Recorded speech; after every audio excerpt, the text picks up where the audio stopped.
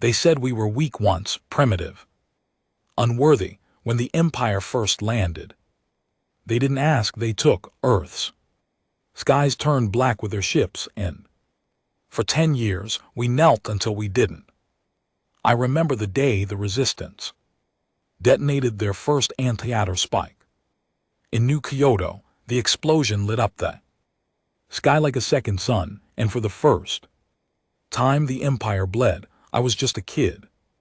Then, now I'm the commander of Earth's orbital defense, and today the bastards are knocking again. The hollow screen blinked alive in the war room, the same logo I remembered from childhood burned red into the center, the imperial crest, a half circle of stars surrounding a single eye, always watching, always taking.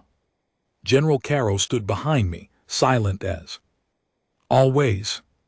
He'd fought in the ground wars. During the rebellion, lost a leg. Wife and half his mind, but not his hatred. Put it through, I said. The room dimmed, the hologram formed. Above the round table, shimmering blue and translucent, but the voice was solid as steel. Commander Thorne, the Imperial envoy, began. This is a request for humanitarian aid, our central supply routes have collapsed, famine is spreading across our outer colonies, our med units are crippled, our civilians are dying. The voice wasn't human, not exactly. Highborn synthetic hybrid, probably. Designed for diplomacy, face too smooth, too perfect, the kind of voice meant to make you feel without ever meaning. You remember the Treaty of Seoul, the envoy continued, when Earth succeeded, the ban was mutual. No contact, no aggression. But that ban, Commander, was meant to preserve life, not witness it perish. I leaned back in my chair, my jaw clenched so hard it hurt. We buried 6.2 billion people because of your empire, I said flatly. You know how long it took us to grow food again, to breathe clean air without coughing up blood. Silence. You violated our space. You broke the ban again. This is not a request. It's a damn invasion cloaked in pity. Carol's voice growled low behind me. Should have fired on sight. The envoy flickered, maybe emotion, maybe static. We are not your enemy anymore. The emperor who authorized the war is dead. His line ended. We come in peace seeking only. You don't get to seek anything, I snapped. You come begging for the hand you tried to cut off. And Earth we remember, every crater, every scream in the dirt, every goddamn child turned into ash. I leaned forward, letting them see the fury in my eyes. We didn't shut doors because we were afraid. We shut them because mercy almost cost us everything. Another beat of silence. Then the envoy said something I didn't expect. We have no fleet left, a few heads in. The room turned, even Carol's breathing paused. What? The civil war within the empire, our colonies rebelled after the collapse. What remains of the throne is scattered. The fleet was destroyed in the Zenthian rift. We are dying. We came to Earth because you survived. I felt the cold truth settle across the room, not diplomacy, desperation. They weren't just asking for help. They were crawling to the last world that stood against them, and I had to decide whether to open the door again or slam it forever. But before I could respond, another alert flashed red on the console. Unauthorized atmospheric entry.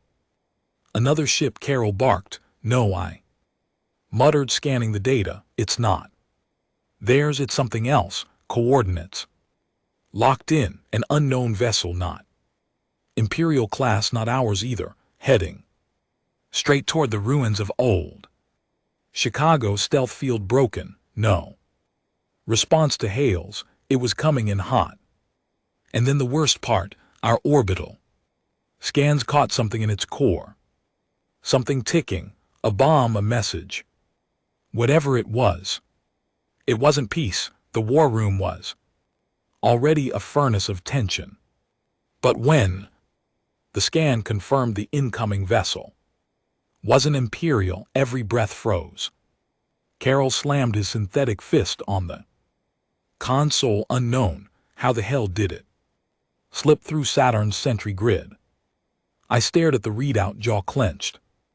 It didn't, it walked right in like it owned the place. Earth's defense network wasn't just the strongest in the system.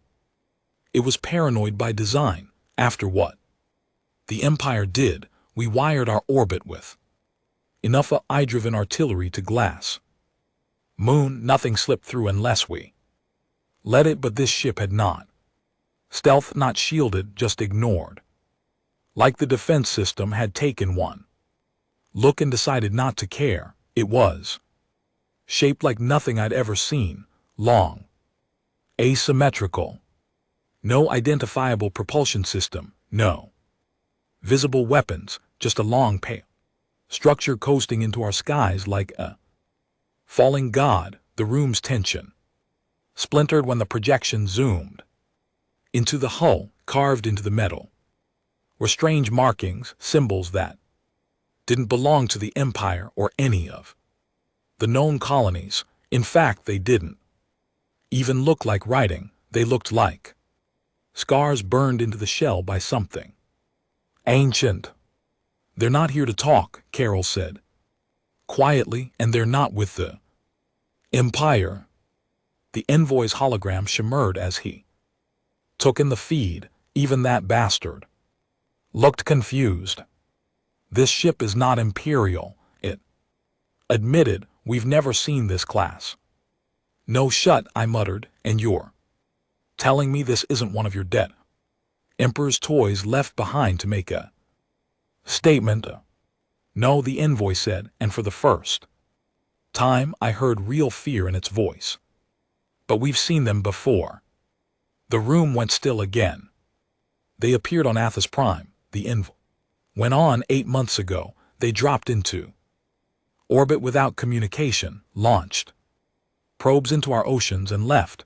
3 days later, our atmosphere began to change. Radiation, heat, something poisoned the planet. 80 million died in a week, and you didn't warn anyone, Carroll growled. Would you have listened? The envoy countered.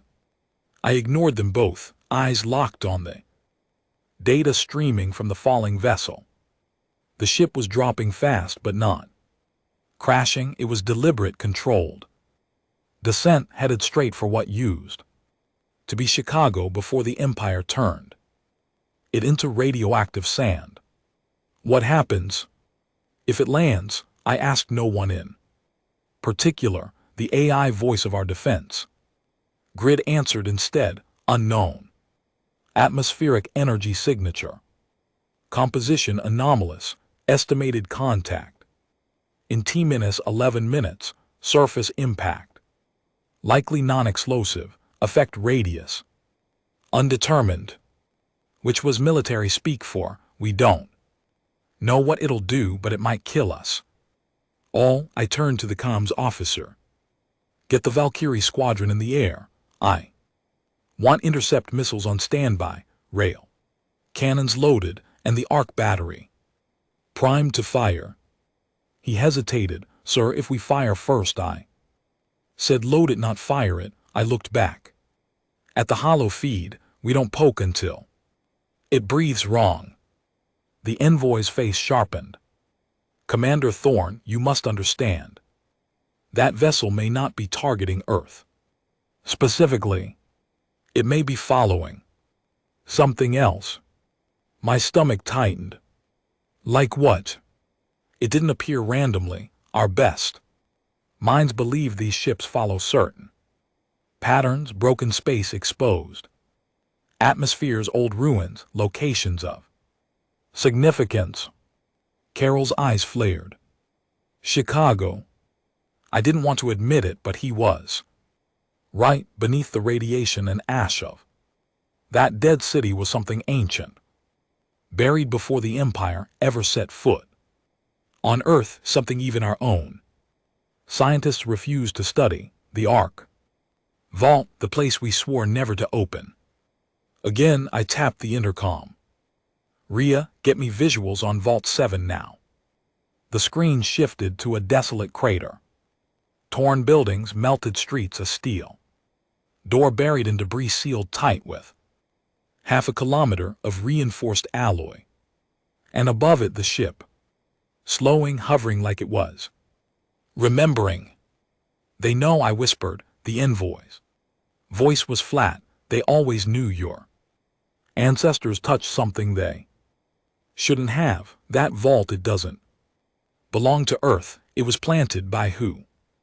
No answer. The ship stopped moving, just a whisper above the sand, and then, without sound or warning, a beam of light dropped from its underbelly, not bright, not hot, just there, silent.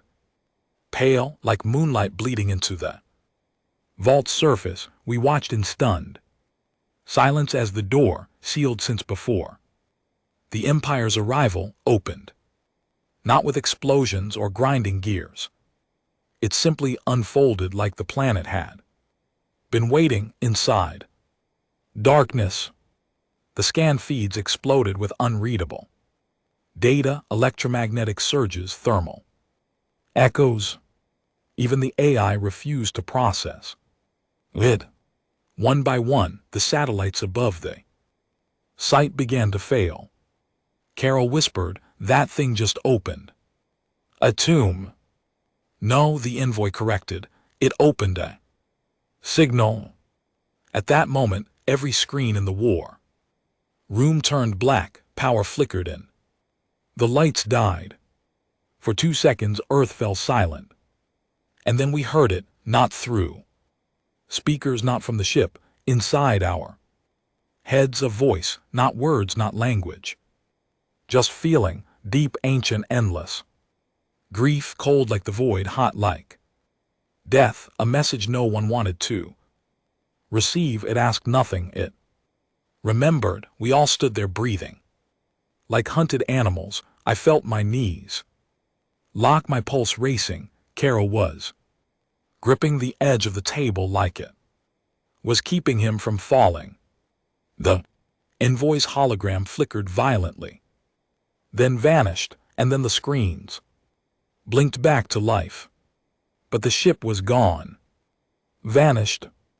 Only the vault remained open, and above it a single black spike embedded in the ground, 10 m tall, smooth, metallic, humming with unreadable energy. Marker, a warning, maybe worse. Get me a drone inside the vault, I ordered, my voice barely steady. The feed cut in within seconds. The drone moved through a hallway of obsidian and gold. Symbols on the walls shimmered as it passed. Every foot deeper into the vault made the signal stronger. Our instruments screamed. Our AI refused to translate anything beyond 2 words.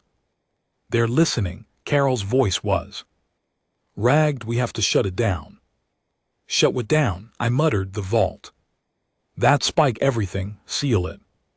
Bury it. Wipe the crater off the map if we have to. But I couldn't move. Not yet. The drone turned a corner. There was something waiting, a chamber round, gigantic, and inside it something that made my blood freeze, a body, human or something, trying to be, suspended midair in a field of energy, skin pale, muscles, lean hair black as night, eyes closed. But its chest was glowing, alive barely, and on its chest, the Earth emblem. Old world design.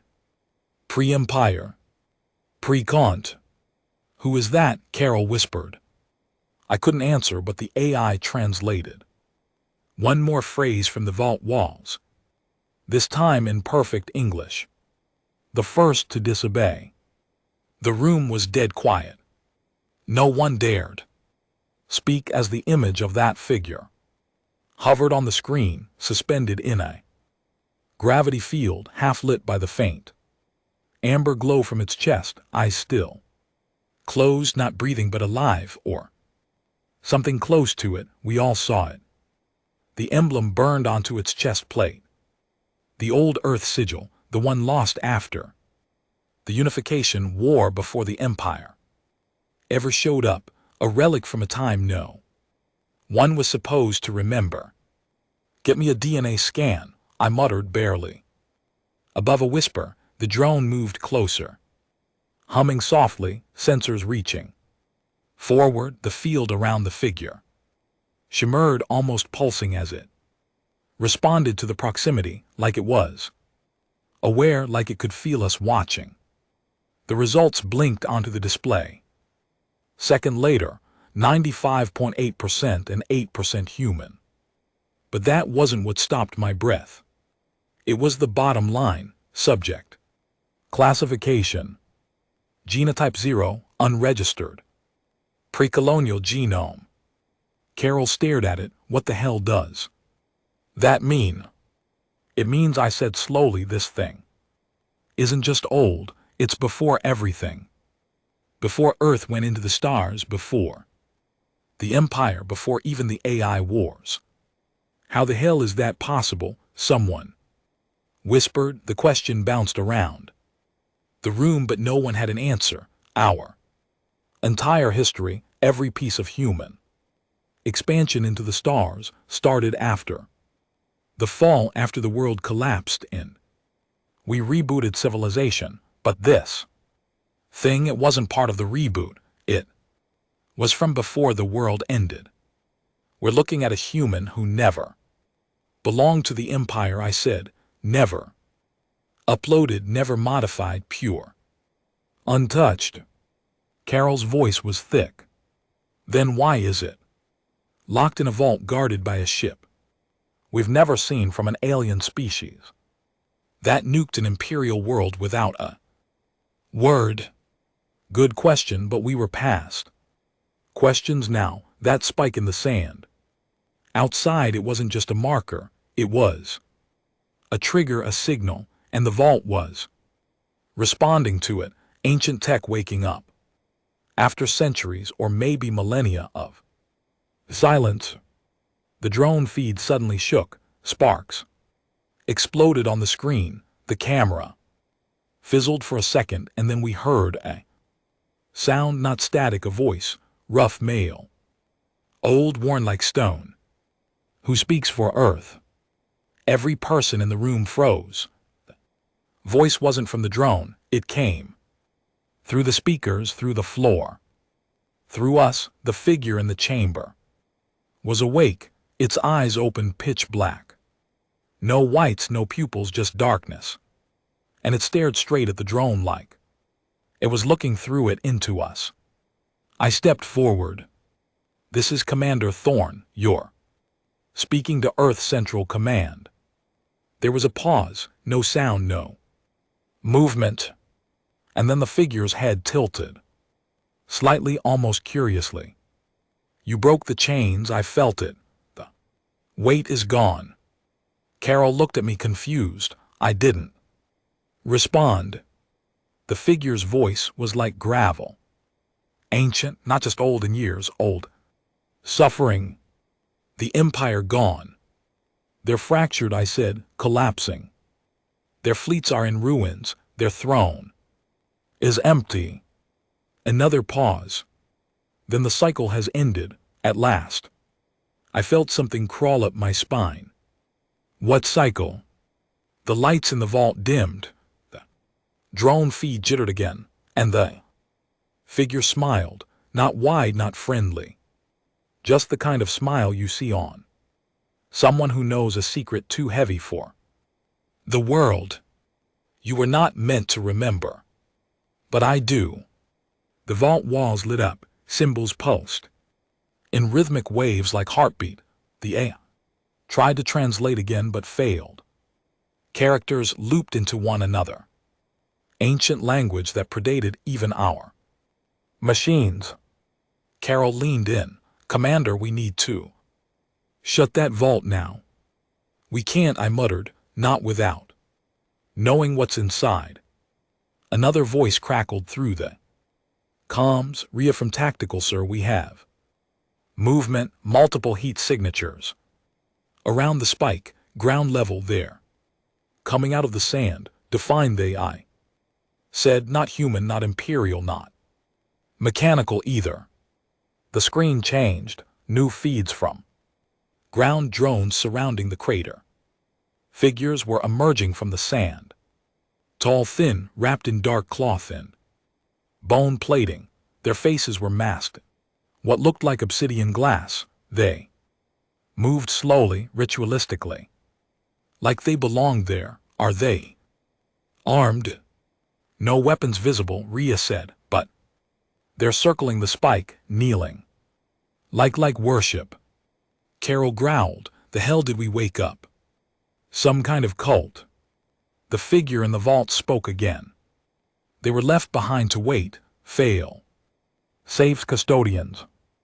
But they do not remember either, not fully. Wait for what? I asked the figures.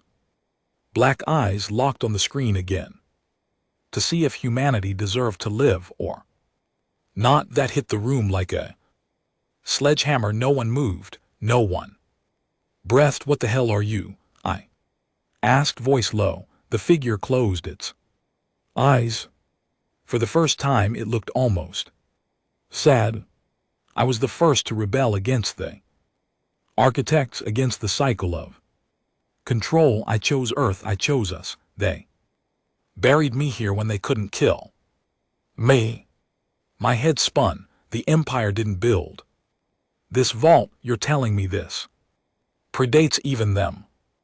The Empire was nothing but a shadow of the first masters, copying their cruelty. I watched it rise. I watched it fall, and then the figure looked through the drone again.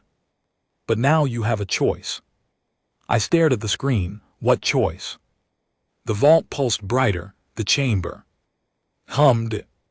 To open the gate or close it forever. Gate to what? But the figure didn't answer, because suddenly the spike outside began to melt, not explode, not disintegrate. It just folded into itself, dissolving into black mist, and from that mist a shape emerged. Not human, not machine, a sphere floating, glowing faintly. Silent. And then it spoke, a voice unlike any we'd ever heard. Cold, emotionless, not spoken in sound, but imprinted directly into our minds. Unauthorized breach detected. Vault. Primus activation exceeds allowed parameters. Initiate reclamation. Protocol. The figure inside the vault snarled. They found us. Suddenly everything shifted. The vault began to collapse inward, not destructively, more like it was folding into a different dimension. The figure screamed, and the sound shattered every speaker in the room. The drone feed went dead. Alarms blared, power fluctuations surged. The atmosphere around old Chicago turned black, a storm of gravity, waves pushing debris miles into the air. And then silence, nothing. The vault was gone. Not destroyed, just gone. Carol stood beside me, pale, eyes wide. What the hell just happened? I turned slowly to the comms team. Get me every satellite feed, every archive, everything we have on ancient vaults. I want to know who those architects were, who built that gate, and what's waiting on the other side. One of the techs swallowed hard. Sir, we might have just alerted a civilization older than the galaxy. No, I said, voice low, we didn't just alert them. I looked back at the last frozen frame of the vault before it vanished, that black-eyed man staring right into us. We just reminded them Earth still exists. The vault was gone, erased from the map. Not vaporized, not crumbled, retracted. Pulled out of reality like it had never existed in the first place. All that remained was a glassed crater and a humming silence that felt like it was watching us. The war room was dark except for emergency lights. The central grid was fried from the pulse we were running on. Isolated systems now, and every major A had gone into lockdown protocol, not a crash, a deliberate retreat. Even the machines were afraid. General Carroll hadn't said a word in minutes, just stared at the screen like something had torn his mind in half. They pulled him back, he muttered eventually. That thing, the one with the eyes, they pulled him back before he could finish. Or before we could ask the wrong question, I said. No one responded, not even the comms crew. Most of them were still pale, some shaking. You can train for war, for invasions, for orbital sieges, but not this. Not ancient vaults, swallowing reality and voices that speak through your soul. I pulled my chair in and leaned toward the tactical console. Run global scan, deep orbit to crust. Any new anomalies, gravitational shifts, unexplained activity. I want it up now. The techs got to work. Carol looked at me finally. You think they're coming? I looked back at him. Number here. 10 hours later, we had our first confirmation, southwest of Nairobi. Ground cracked open in perfect circular precision. No tectonic activity, no seismic warning, just a symmetrical hole.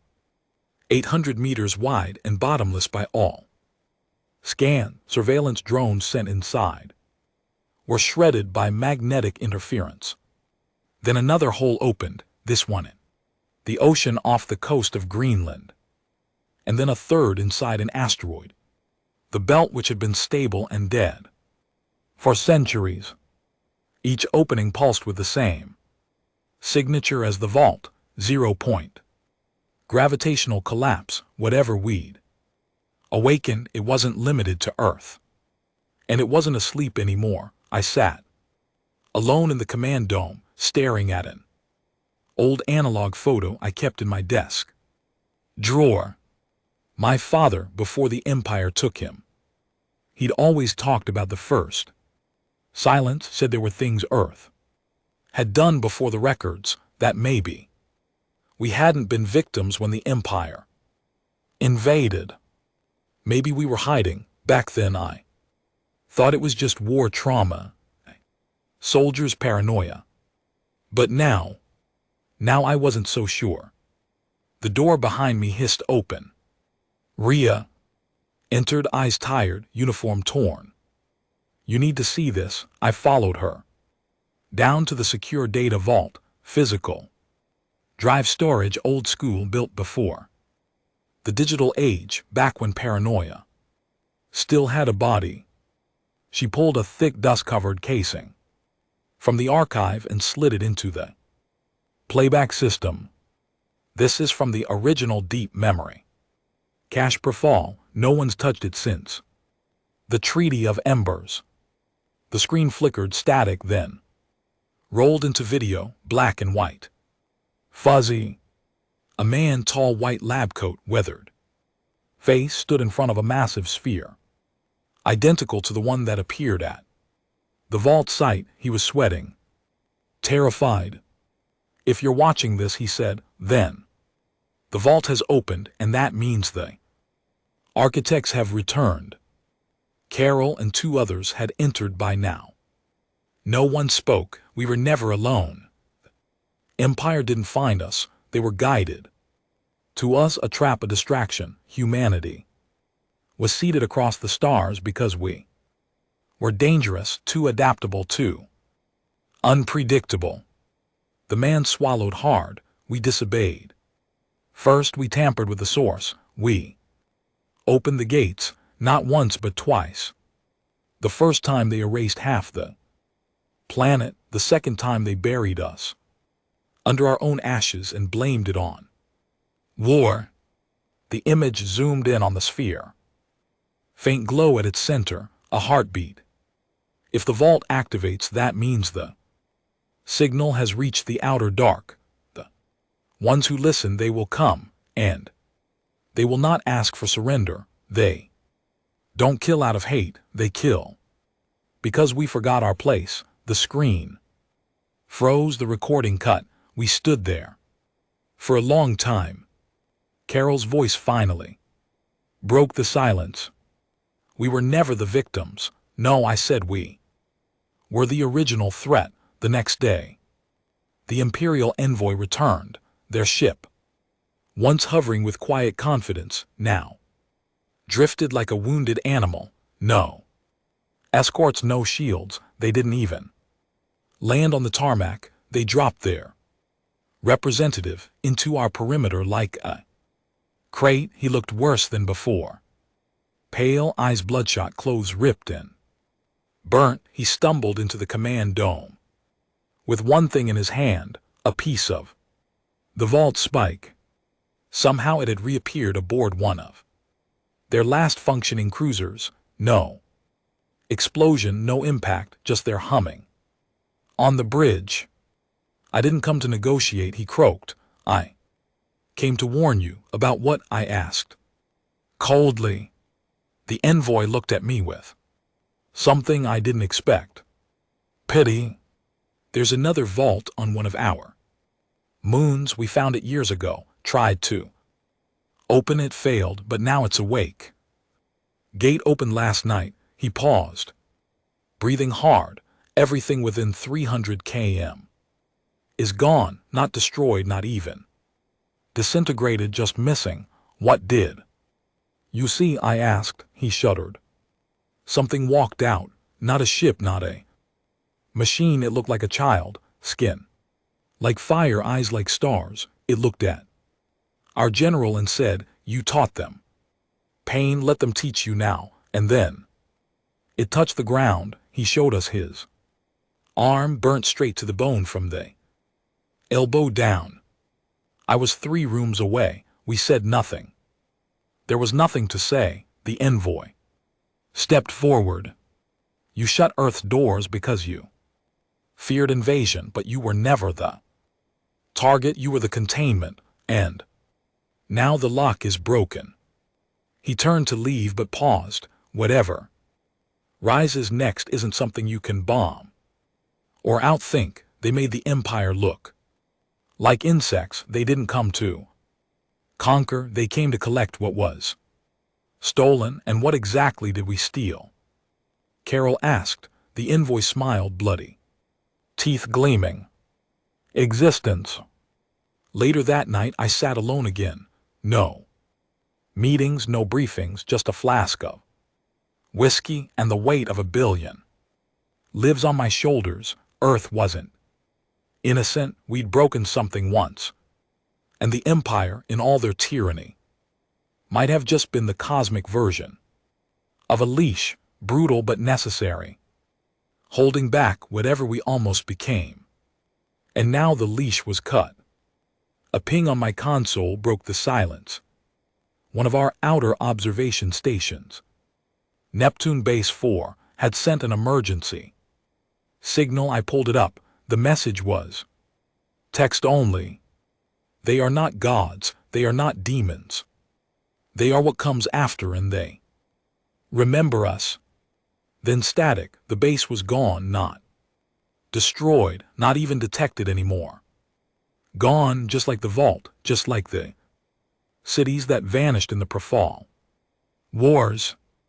I leaned back, my throat dry, my mind burning. We didn't just wake up a piece of the past. We'd opened the door to the future we weren't supposed to reach, and it was walking toward us. The official orders were simple: prepare for planetary lockdown. But I knew better. Lockdowns didn't stop gods, they didn't stop the architects. And they sure as hell wouldn't stop whatever was walking out of those Vaults across Earth's surface defense. Platforms buzzed to life, rail gun. Batteries rotated, orbital mines. Activated, entire cities were pulled. Underground into bunker zones we'd built. After the Empire's invasion, fortresses. Meant for species with lasers and warships, not silent children with fire. Skin and void eyes. I stood at the edge of observation deck 9, watching the night sky flicker with strange pulses from deep orbit, lights that weren't stars, movements that defied velocity logic. Chatter from Mars said their ground was trembling and all their AIs had gone into red sleep, which no one had even known was a protocol. That meant shut down due to existential threat. Existential. That's what they called it. When even synthetic minds refused to act. Carol joined me quietly, a heavy coat thrown over his uniform. He didn't say anything at first, just looked out into the dark with me, the silence between us, full of everything we couldn't voice. 3 more colonies lost contact this morning, he said finally. Titan, Zion. Outpost in Lumen 6, no sign of attack. Just silence. I nodded. I've been reading the black files, I replied. The old war logs.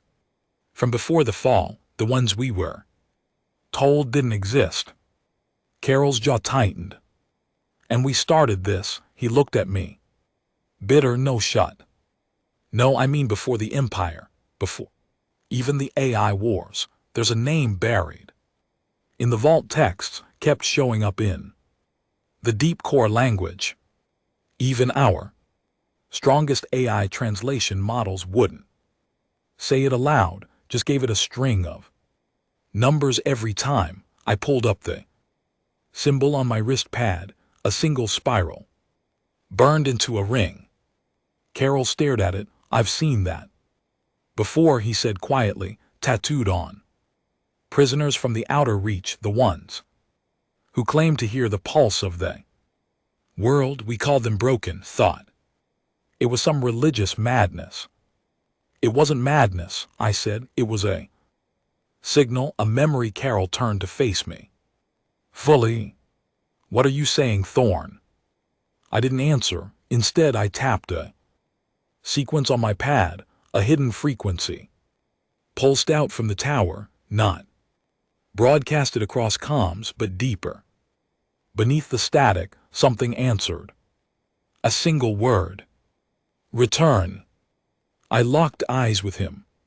We're not the only ones hiding on this planet. Some of us remembered. We went underground that night, deep into Sector NL, an abandoned district in what was once the Siberian core. The region had been sealed after the rebellion, classified as a radiation zone. That was a lie. The elevator dropped for 20 minutes. It wasn't smooth. The machinery groaned like it hadn't moved in decades. It probably hadn't. At the bottom we entered a corridor lined with bone-white stone. No lights, no sound. Rhea was already there. Ahead of us, she'd been the one to find the first vault signatures in this zone 2 years ago, but command shut her down. Now she looked back at us with eyes that didn't flinch. You're late, she said. What is this place? Carol asked, voice low. She didn't answer. Just led us forward. The chamber we entered felt ancient, not because of dust or decay, but because the air remembered. It carried weight. Memory, guilt. Dozens of them were waiting, human, some old, some young. None of them afraid. Every one of them bore that same spiral ring tattooed into their flesh. The leader stepped forward, an older man with silver hair and skin the color of deep bronze. His voice was calm, deep. You have questions, he said. We have answers. I spoke first. Who are you? We are The silent keepers, he said, the ones who remembered Earth's first rebellion. The real one against the ones who made the stars. You mean the architects? His face darkened at the name. They were never gods, they were jailers. They seeded thousands of worlds, including this one, each with vaults, each with guardians. Earth was the first to refuse obedience. And the man in the vault, I asked. Silent Keeper's eyes grew heavy. He was the first to disobey, the first to break the control, and because of him, we suffered the great forgetting. The fall, our history erased, our skies rewritten. Carol stepped forward. Then what do they want now? Balance, the man said, but not the kind you think. The architects don't seek to destroy, they seek to correct, and Earth, to them, is a mistake. A screen flickered to life behind him.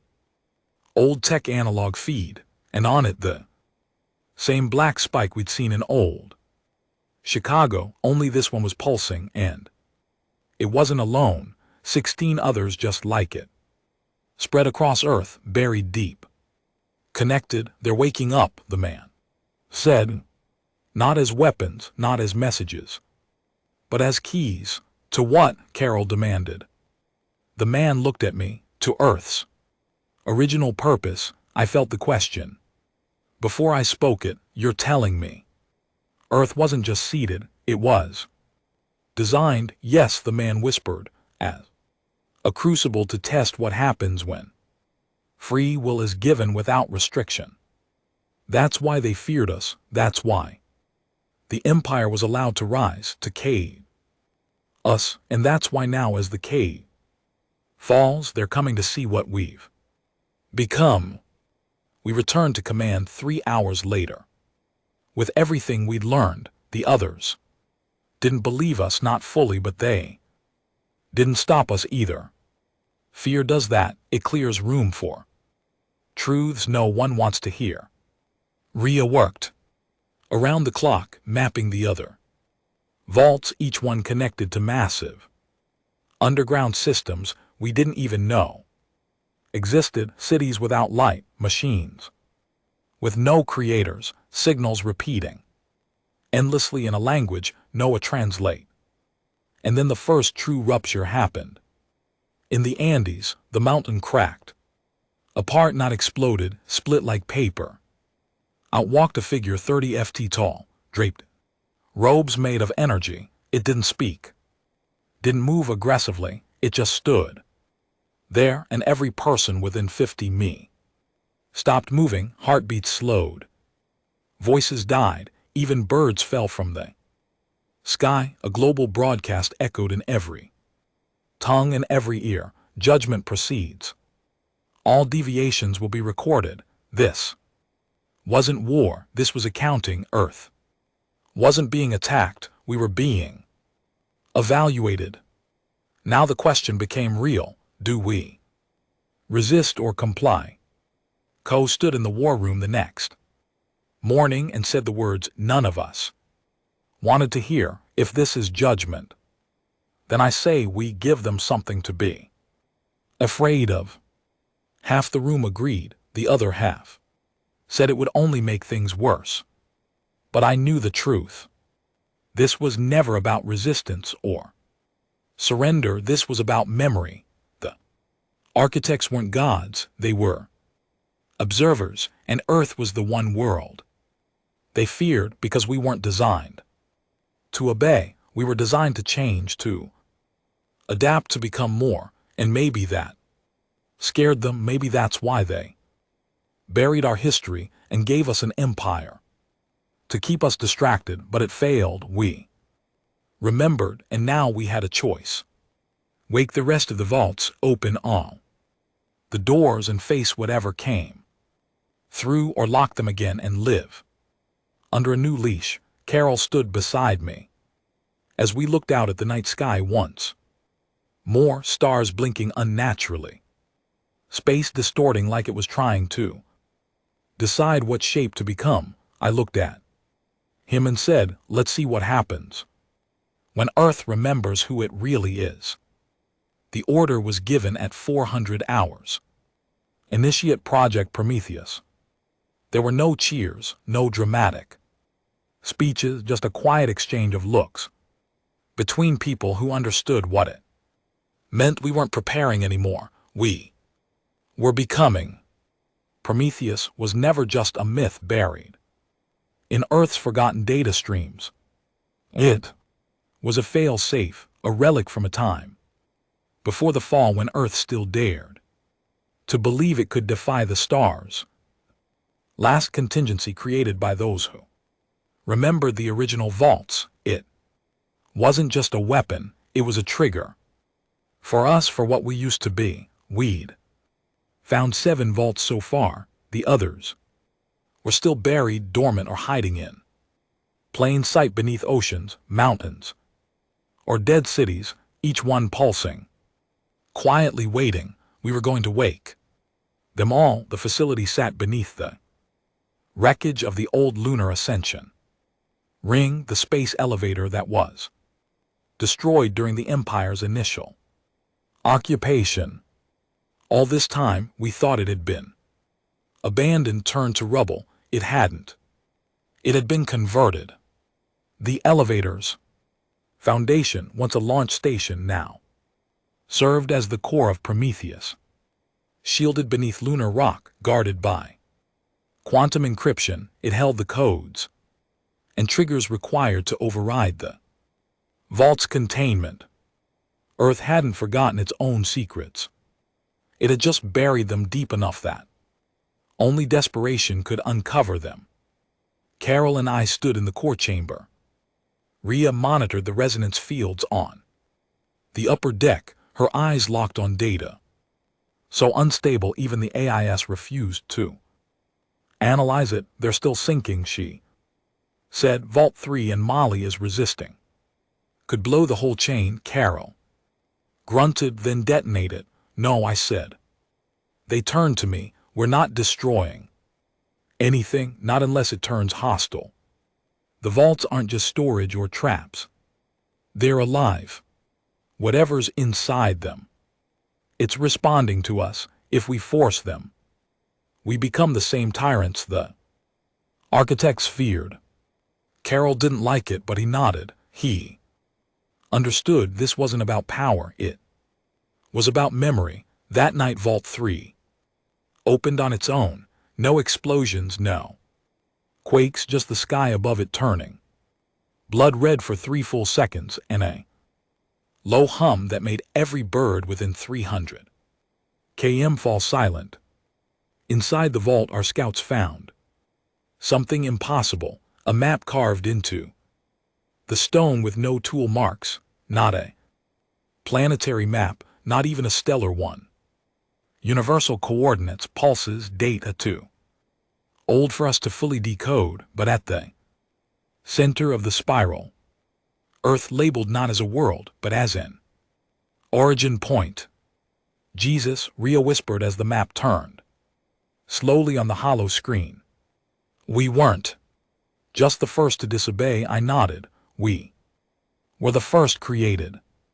Carol leaned in close. Then what the hell are the architects? I stared at the pulsing lights across the spiral, scared. 3 days later, the first avatar stepped through. That's what the vaults called them, not emissaries, not soldiers. Avatars, physical manifestations of humanity's past selves, not clones, not constructs, reflections. Vault 1 in Greenland cracked open like an egg, and from it emerged a woman. Tall, black eyes, skin like bronze.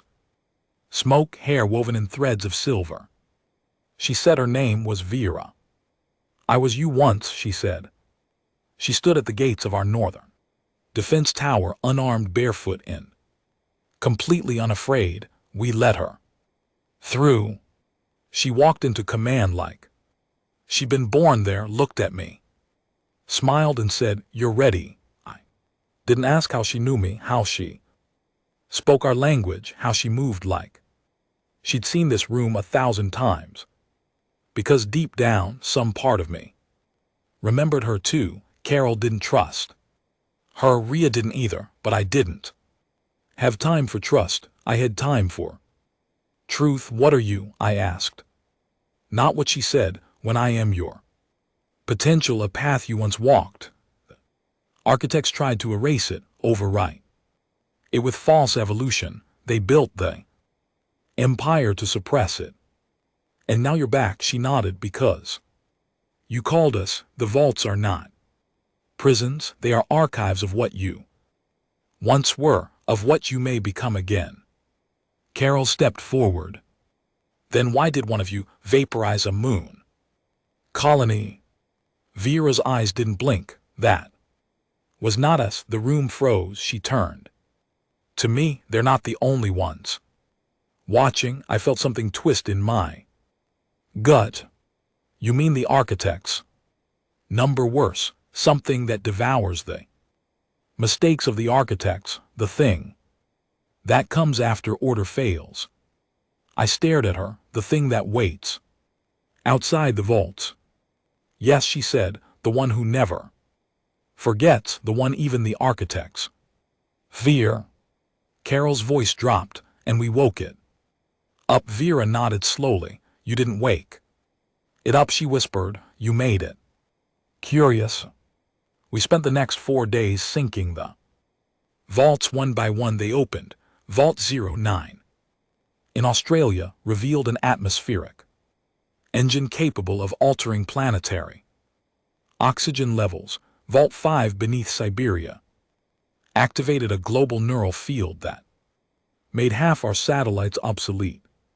Vault 12 in the Sahara pulsed with a song no one could understand except Vera, who said it was a birthright. And then Vault 2 opened in silence. Nothing came out. No light, no figures, just a single word etched in the sand outside.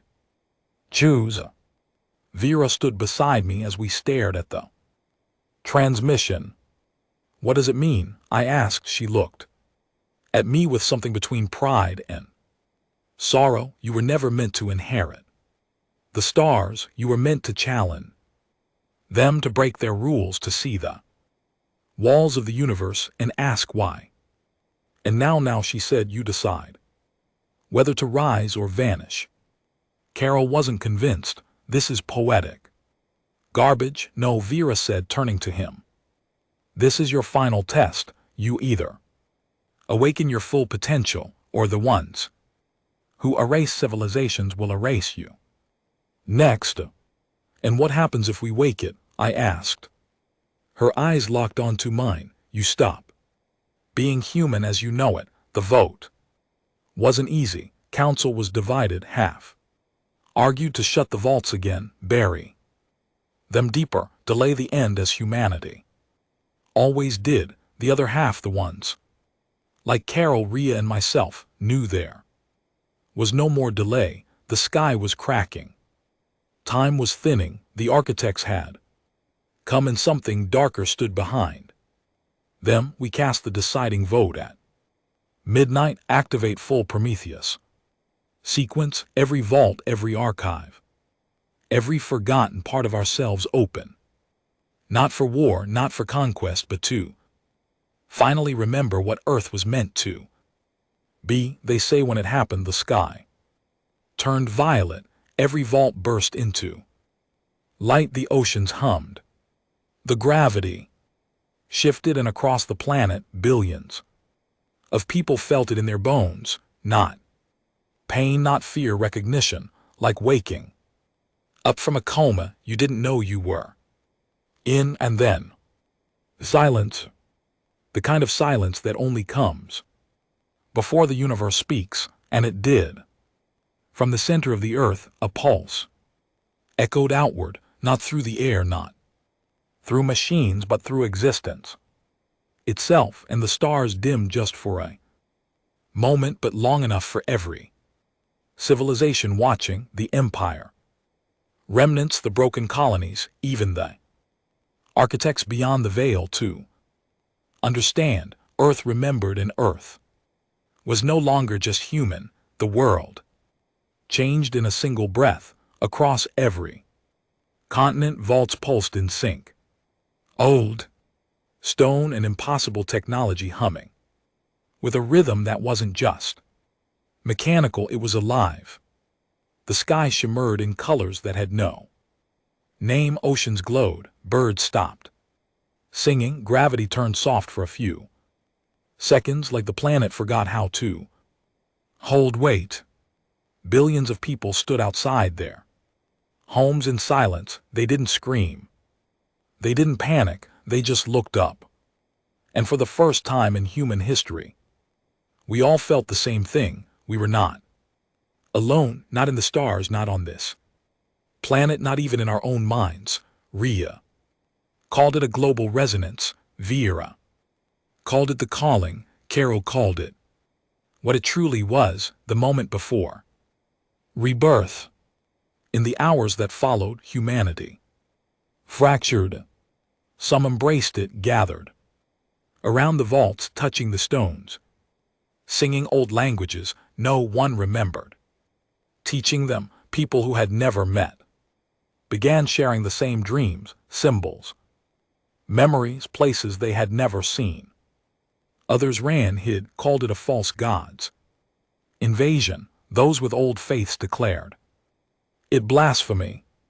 The remnants of the empire that still operated in Earth's orbit sent one final message: surrender the vaults or be purged. We didn't respond because they were already too late. The vaults were no longer doors, they were becoming us. In the upper towers of command, Rhea watched the feeds. She hadn't slept in 40 hours. Her eyes were bloodshot, voice hollow. Still, she moved like her veins were filled with fire. Vault 7 just reshaped the terrain. Outside Nairobi, she said. The mountain moved, lifted. No tectonic activity. It just stood up, stood up. I echoed, yeah. Like a giant, but it's made of stone. It's not a creature, it's Earth itself responding. Carol stood behind her. He wasn't surprised. Territorial defense, he muttered. Planetary memory turned into instinct. The vaults are rewriting the rules of physics, and the architects, I asked. They're watching, Rhea said. Just outside orbit, 12 ships, no movement, no hails. They're waiting to see what we become. I looked at Vera, who stood in the corner of the room, silent and still, her black eyes watching something none of us could see. They're not going to wait forever, I said. She nodded. They don't have to. You're almost there. She took me into the vault again that night. Not one of the public ones, the first, the original vault buried under the Mariana Trench, now risen above sea level for the first time in history, standing tall like a black tooth reaching into the clouds. We traveled in silence. Vera didn't use a ship. She bent space. One blink, we were in command. Next blink, we were standing at the gates of a temple that should have been buried under miles of water and volcanic rock. The air was heavy. Every breath felt like a question waiting to be answered. You asked me once what would happen if you remembered, she said. And I asked. She turned to me, her face calm but unreadable. You become a threat to every structure the architects ever built. She opened the gates without touching them. Inside, it wasn't a vault. It was a mirror, not glass, not reflection, reality itself mirrored back at me. Not my image, but my potential, versions of me, hundreds, thousands, all walking different paths. Warrior, tyrant, savior, destroyer. Versions who had sided with the architects, versions who had betrayed them, even one who had burned the earth just despite the stars. This is what they fear, Vera said, that you are not one thing, that you are everything, unstable, unpredictable, uncontrollable. I stepped forward. My reflection didn't move like me anymore. It smiled first and whispered, "You are the virus in their code." Back on the surface, chaos had ignited. Not from the vaults, but from us. The Empire's remnants had launched a kinetic strike from orbit. One final act of fear, a 2,000-ton rod of tungsten, traveling at 10 km/s, aimed straight at the European Resistance Center in Berlin. We saw it. Too late to stop it, but the Earth did. Not. Vault 4 opened wide and something massive emerged, a being of glass and wind, no bones, no eyes, just presence. It didn't attack the rod, it caught it. Midair, turned the rod into dust with a whisper, then vanished into the soil. Again, no fanfare, no pride, just balance. The Empire's fleet turned and ran, but they didn't get far. Something pulled them out of the sky, not weapons, not defense systems, the planet itself. Space tore open like paper and swallowed them, not destroying the ships, but simply removing them like a god cleaning its table. And still, Vera said, we were not finished. On the 5th day after the awakening, the architects finally spoke, not through ships, not through weapons, but through the stars themselves. One by one, stars across the night sky flickered and rearranged, a message written in constellation. The AI struggled to translate it, but one phrase came through clearly: return to compliance or return to nothing. Carol was livid. They're not even trying to pretend anymore. They don't have to, Vera said. You're past the point of diplomacy. And if we ignore it, Rhea asked, they'll test you, she said, one final time with what they left behind. She turned to me again. You must go to the last vault. Vault not on Earth, not in space, but beneath time itself. A paradox chamber buried in the quantum fabric of the planet, hidden by our own perception. Only someone who had touched the mirror vault could find it, only someone who had chosen their reflection. I didn't know how I did it, but I found it. I fell into it, not with steps, not with motion, but with intention. The air was dark, time was slow. My body didn't move, but my thoughts ran like rivers. At the center of the vault was a chair. Simple, wooden, old Earth design, and on it sat a man. He looked like me, exactly like me, except older, wiser, worn. Sit, he said. I did. He smiled. You're the last what? He leaned forward. The last human who hasn't yet become. I looked at him. Become what? Yourself. And then the vault spoke, not in sound, not in words, in memory. And I remembered everything, the beginning, the first rebellion, the exile, the rewriting of history, the architects' fear, the chains placed inside our DNA, the slow death they engineered for our species, and how Earth, in one final act of defiance, hid its own evolution inside the soil, not to destroy the stars, but to survive them. When I opened my eyes again, I was alone, but I was no longer just human. I was Earth's answer. I returned to command. Rhea looked at me like she saw a ghost. Carol took one step back without realizing it. Vera simply bowed her head and whispered, "It is done." And outside, the stars screamed. They weren't twinkling. They were dying. One by one, black spots appeared in the sky like pinpricks. In reality, the architects had sent their final messengers, wraiths of entropy, destroyers of choice, beings made of uncreation, and they were descending. But this time, Earth didn't wait. The vaults pulsed, the skies opened, and every human who had awakened, every soul who had touched the pulse began to Change not physically, not biologically, but in perception. We saw time, we saw possibility, we saw the truth. We were not meant to be ruled. We were not meant to be erased. We were meant to evolve, and as the darkness descended, we stood ready together. They came without warning, no fleet, no countdown, no demand for surrender. The sky tore open like it had grown tired of pretending to be sky. From the black gash above earth they descended, beings born of the architect's final fear, the wraiths.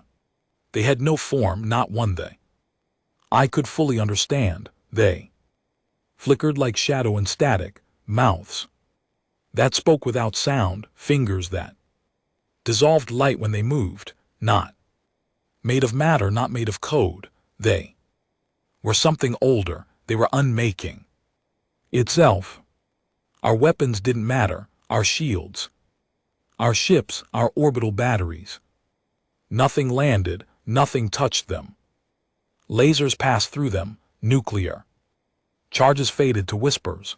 Even the networks refused to engage. One by one, the systems shut down and went silent. It was like Earth itself knew what we were facing and was waiting to see what we would choose. I stood in the command dome, surrounded by leaders and soldiers, and silence. Vera's voice was calm behind me. They are not here to kill. I turned sharply. Could have fooled me. They are here to observe, to see if you fold, if you forget again, if you beg. I stared at the massive black mass floating above the Atlantic. Its edges moved like smoke being played in reverse. The space around it cracked as if reality couldn't hold its presence. And if we don't, I asked. Vera's eyes met mine. Then you pass. Carol stood beside me, one hand on the rail, his other clenching a sidearm that wouldn't do a damn thing. Pass what? The final test, she said. The test the architects never wanted you to survive. On every continent, vaults began to hum.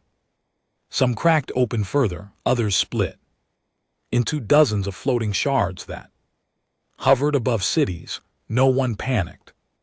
Now panic had passed. What remained was raw clarity. People began to gather.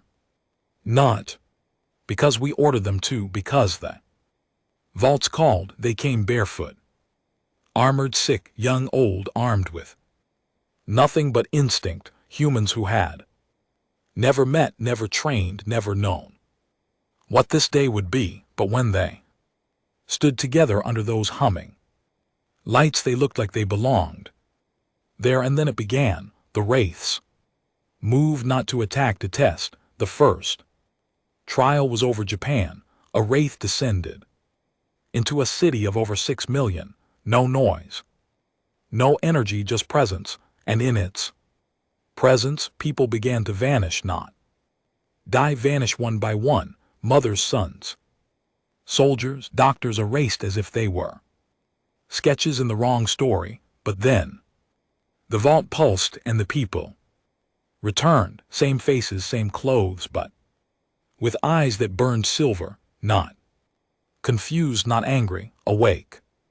They tried to overwrite us again, Rhea said, scanning the new data from Vault 8, but the vault rewound time for them. No, I said, not time, memory. The vault protected their memory from the wraiths.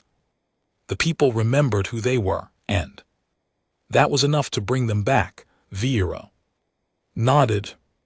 This is what Earth always had. Not weapons, not machines, identity, the ability to shape reality through self-awareness. It's what made you dangerous. I leaned on the console. So remembering frees us. No, she said, voice soft. Remembering makes you real.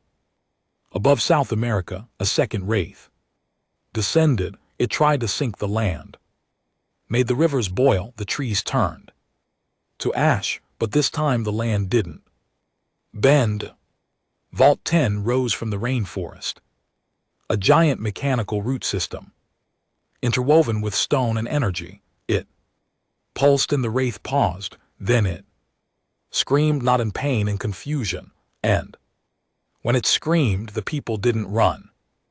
They sang. They didn't know the language, no one did, but they sang in unison, a low hum that matched the frequency of the vault. The air shimmered, the rivers turned gold.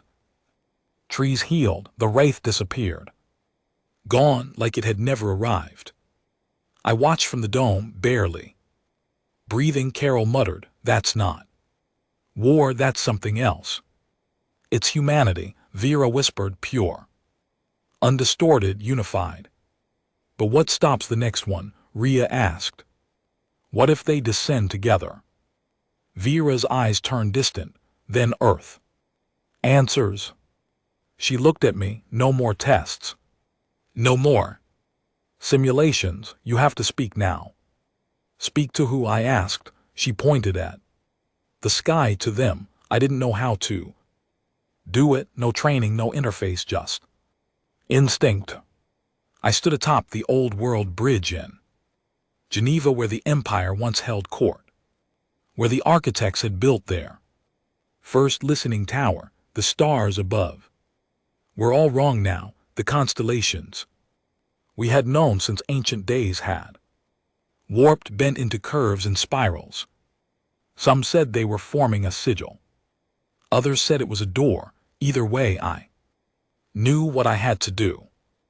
I closed my eyes and I remembered everything: the first Earth, the exile, the false history, the cycles, the lies, the countless human souls wiped clean by architect algorithms, the vaults, our last protection, the man I'd met in the paradox chamber.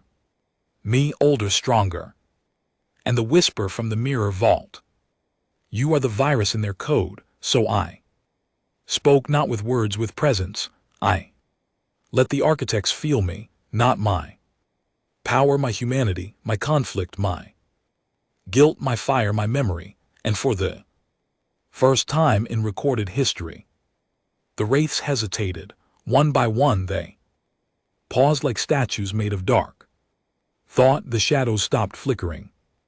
The sky froze, and then they spoke, not as one voice, as millions, millions of memories they had stolen, deleted, erased. But they couldn't erase what Earth had become. They said only one thing: "We see you." And then they knelt. All of them, every wraith, every entity, every architect vessel still orbiting in the void beyond Saturn. They knelt toward Earth because it was over. Because we had won. Not through war, not through death, through the one thing they could never copy, never simulate, never kill: consciousness. A year has passed. The wraiths are gone. The Empire no longer exists. The architects still watching somewhere, but they've gone quiet. No more messages, no more threats. Because Earth is no longer under evaluation. We passed. The vaults remain open now, integrated into our cities. The people who were touched by them have become something else. Not gods, not mutants, just more expanded, remembering who we once were. We don't call ourselves humans anymore. We call ourselves the returned, not because we went somewhere else, but because we came back to what we always were: builders of balance, keepers of memory, defiers of control. And if they ever try to test us again, we won't kneel, we won't run, because now Earth does not forget, not again, not ever.